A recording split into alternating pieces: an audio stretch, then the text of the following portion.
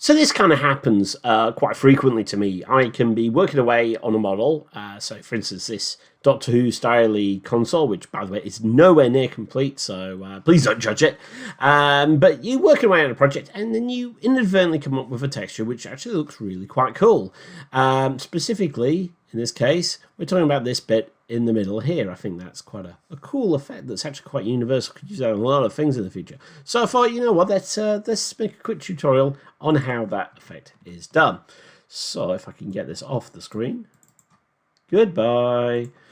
And move on to a model that I made earlier. This kind of really cool looking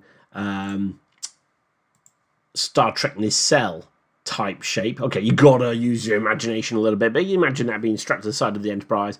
And what we have is this big bit in the middle here, which could do with some kind of interesting glowing effect. So let's try and apply that effect now. Before we get started really into this tutorial, if you're struggling to see any of the words here, it's because YouTube doesn't like you very much. And or rather, it doesn't like your device. So have a look at your resolution and just make sure it's turned up to the highest possible quality you can get. I think it's 1080p is as high as these videos go, and then you should be able to see everything pretty sharp as well. We're using Blender 3.5.1 today. Because it's shader node, you don't have to worry about using the latest version. This should go back to pretty much ancient version of Blender. So if you have refused updates inside 2.5 or something, this should still work for you today. So what we're going to do is, as I say, let's go into a side view, and we want to create a new material, and we're going to call it Nacelle Glow 001 for the sake of it. And let's go to edit mode. You can see I've done this a couple of times. Now, when you're in edit mode, make sure you select faces, and you've got this kind of transparency effect switched on as well, because when you come to select your faces, if you don't have that switched on, it won't select the rear faces. It goes through and selects all of them. We go to Nacelle Glow, hit assign, and you can see straight away that it's assigned those. Go back to object mode, and then we're going to go into the shading tab. And I don't know why that's there. Let's get rid of that. Shader over here. So this is what's been applied to this middle bit over here. So we want to get rid of the printable PDF, and it will instantly go black. So today we're using a wave texture. So put the wave down here, put the color into the surface, and you can see that it's doing this kind of vertical effect. Now that actually could be useful in the future. Not useful today because that's not really what we're using. So we're going to switch it to Z, and you get these vertical bands going out. Now that on the off, that looks pretty good, but you can vary your bands by doing that, by changing your scale. You can distort them a little bit if you like, so you could have a damaged warp core, warp nacelle even, if you wanted, but we're going to just go for straightforward straight lines. And so very simple maneuver now. We're going to go for emission, plug that emission to here. We want to switch that to strength, and I'm going to change that immediately to light blue, and make sure our balloon is on. I think I've already turned it all on. It's time to turn these on as well. And yeah, there you go. Put a math node in as well, just to vary its strength, because at the moment it's going from 0 to 1 really, and we'll pump that up to a pretty high number like 20. And what we'll do is we'll change that.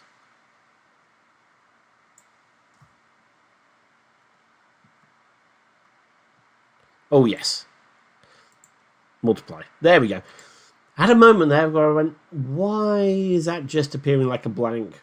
It was because it's set to add, and it just turns into a massive glow. So you want to be in multiply, and let's just dial that down a bit. You can change these, of course. Let's play around with some of these numbers, see what happens. Detail. I'm not seeing a huge phase offset. That's quite interesting as well. You could. Okay, so I'm just mucking around. Change that back to about there, and that looks pretty good. Now, actually, that doesn't look too bad straight on the off. So, if that's what you want, congratulations, you reached the end of the video. We do hope you enjoyed, and please subscribe. If you haven't subscribed, please do subscribe. If you found this useful, hit the like and share. However, if you're still interested in taking this a bit further, let's take it a bit further then. Let's move our material node back. Let's take our emission and we'll duplicate it using Shift E, and we'll plant our numbers into here, and we're going to use a mix shader, and we'll plump that into here, and we'll plump this up to here, and let's change this to another color, like maybe a darker blue, purple, or a red, or a yellow. You know what? I don't know. This will all make more sense in a moment. In fact, let's go to red. What you could have there is a nice animatable effect where it's just stationary and then suddenly you go to warp and it does this big glow. And of course you can vary. So Shift D down here, plug that into here, plug that into there, and you could have this a lot higher. So you could go really, really red. That's actually quite cool. If you wanted to make a nice animatable red effect, warping effect, then that's great. But we're going to do a few other things to this. So let's add a noise texture, and we'll plant that noise factor into our mix shader. What you see here is this will start to get a bit more interesting.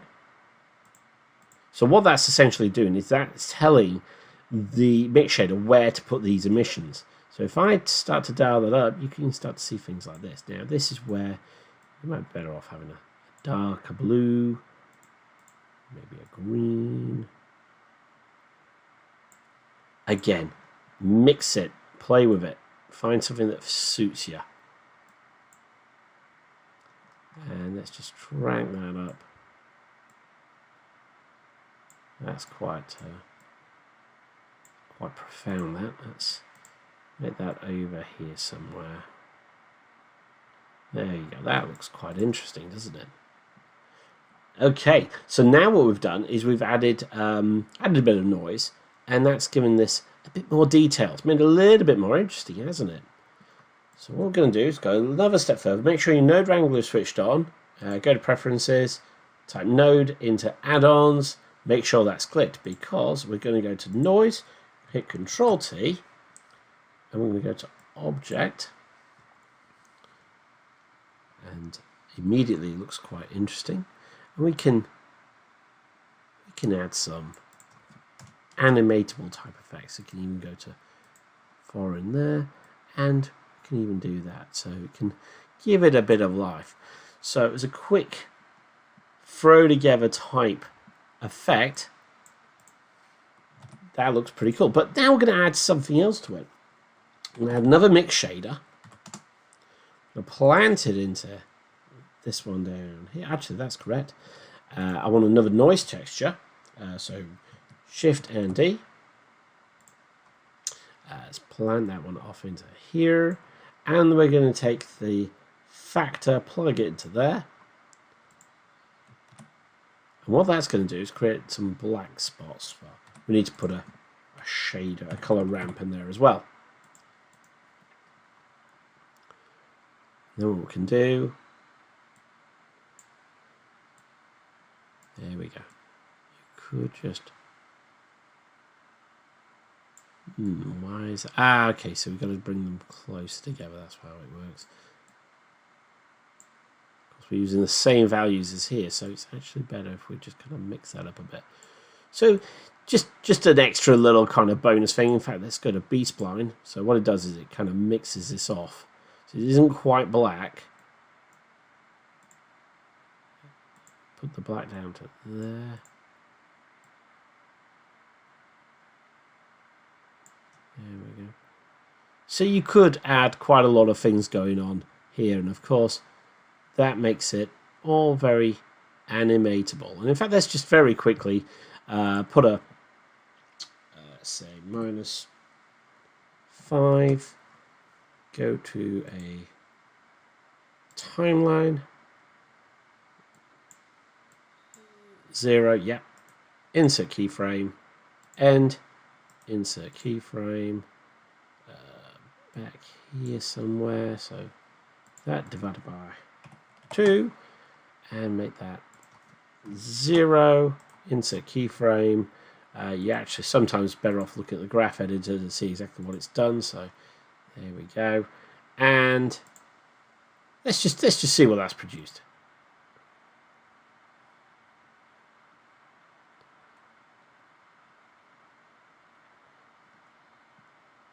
So it's producing something. Of course, you can add things to this.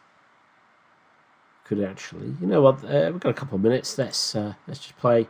Let's clear those keyframes. Go back to the middle.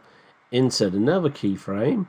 But what we want to do now is we want to go to our graph editor, and let's go over. Let's just spruce this up a little bit. Modifier, and we want to do a noise. And let's just see what that does. That's quite hectic. Let's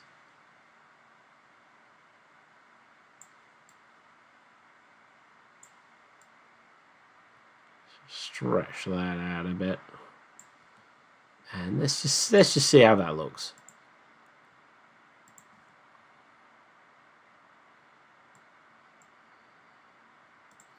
Go back to graph editor. Probably want to dial that strength down a bit.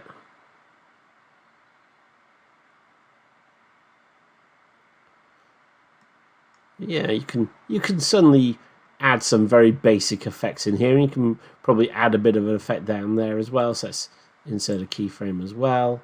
Let's press a button there, and let's do something very similar. Shader, add modifier. Make it cycles. Oh, yeah. Built-in function. Ooh, crikey, that's a bit much. Let's turn that cycles off. Amplitude down. Yep, you can spend forever and a day really on this, and yeah, you can create some really very interesting effects. So that's just 10 minutes of just mucking around with it. Let's pause that up. But fundamentally, this is a super easy but super effective little sci-fi kind of Blade Runner type effect, which I think can end up in a lot of projects. You can use that pretty much anywhere. So that really is the end of today's tutorial, and I'll just leave this on the screen there just for show and tell. But essentially using this wave texture into emissions, into mixers, control these two via a noise, just kind of mess it up a little bit, and then if you're so well inclined, have this extra shader going on over here that kind of adds a bit more depth to it.